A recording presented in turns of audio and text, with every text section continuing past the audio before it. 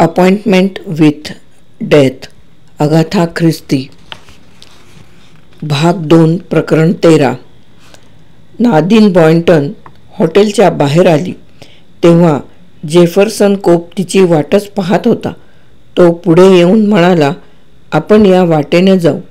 ती त्याच्याबरोबर चालू लागली। तो मनमोकळेपणानं बोलत होता। तिचं आपल्या बोलण्याकडे लक्ष नाही हे त्याच्या लक्षातही आलं नसावं। रानटी फुलांनी झाकलेल्या खडकापाशी येताच त्याला थांबवीत नादीन म्हणाली, जेफरसन, मला तुझ्याशी महत्त्वाचं बोलायचं आहे। तिचा चेहरा गोरामोरा झालेला होता। बोल ना, मनमोकळेपणानं बोल। स्वतःला त्रास मात्र करून घेऊ नकोस।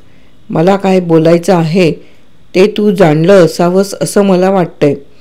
नक्कीच जाणलेलं आहे। मला कल्पना आहे की परिस्थिती बदलली की माणसाला आपले निर्णयही बदलावे लागतात। पुनर्विचार करावा लागतो। मनात असेल ते निसंकोचपणे बोल। नादीन मनापासून म्हणाली, तू फार चांगला आहेस जेफरसन। मीच तुझ्याशी वाईट वागलेले आहे। हे बघ नादीन, एक गोष्ट समजून घे। तुझ्या बाबतीत माझ्या मर्यादा मला पहिल्यापासून माहिती होत्या। तुझ्याबद्दल माझ्या मनात नितांत प्रेम आणि आदर आहे। तू आनंदात राहावंस एवढीच माझी इच्छा आहे। तुला दुःखात पाहिलं की मी वेडापिसा होतो। तुझ्या दुःखाबद्दल मी लेनॉक्सला दोष देत असे।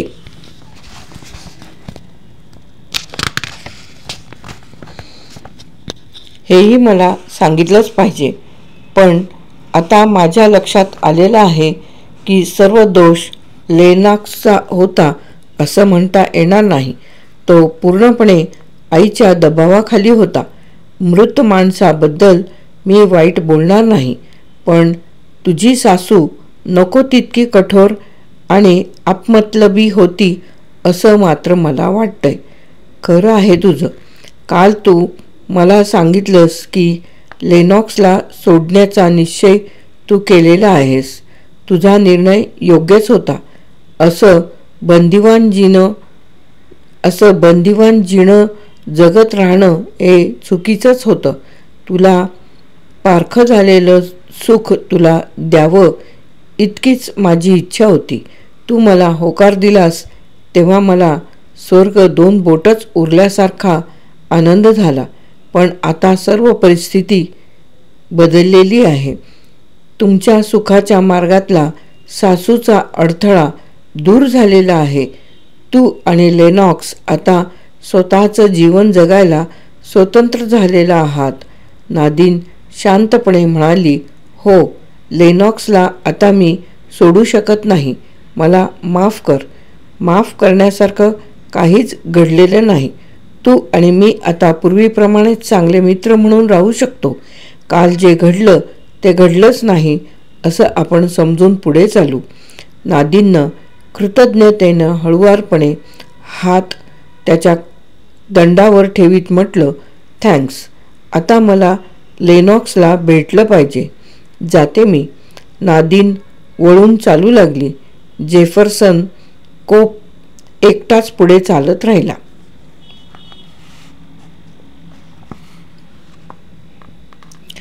ग्रीक आणि रोमन शैलीनं बांधलेल्या नाट्यगृहाच्या वरच्या पायरीवर लेनॉक्स बसलेला होता। तो स्वतःच्या विचारात इतका गढून गेलेला होता की नादीन त्याच्या शेजारी येऊन कधी बसली हेच त्याला समजलं नाही। तिनं हळूच त्याला हाक मारली, लेनॉक्स। चमकून तो उद्गारला, नादीन, आतापर्यंत मला तुझ्याशी बोलता आलं नाही, पण आता बोलते। मी तुला सोडून जाणार नाहीये। तसा विचार तुझ्या मनात खरंच होता का? त्यानं गंभीरपणे विचारलं। हो, तेवढंच करायचं बाकी उरलेलं होतं। मला अशी आशा वाटत होती की तू माझ्या मागोमाग येशील। बिचारा जेफरसन, त्याच्याशी मात्र मी फार वाईट वागले। लेनॉक्स हसून म्हणाला, काही वाईट वागली नाहीस जेफरसन। फार निस्वार्थी माणूस आहे. अशा माणसाला मनाचं औदार्य दाखवण्याची पूर्ण संधी दिली गेलीच पाहिजे. तू मला त्याच्याबरोबर जाणार असल्याचं सांगितलंस तेव्हा आयुष्यातला सर्वात मोठा धक्का मला बसला.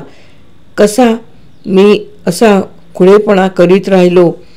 तुझ्या सांगण्याप्रमाणे का मी आईचं बंधन जुगारून तुझ्याबरोबर घराबाहेर पडू शकलो नाही. तुला ते शक्य नव्हतं लेनॉक्स. आईचा स्वभाव विलक्षणच होता.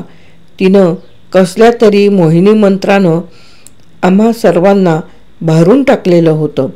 थोडा वेळ थांबून लेनॉक्स पुढे म्हणाला, तू मला त्या दुपारी सांगितलंस तेव्हा माझ्या डोक्याला मोठाच तडा गेला.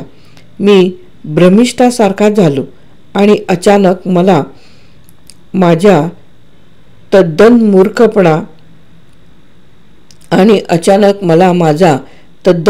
मूर्खपणा जाणवला.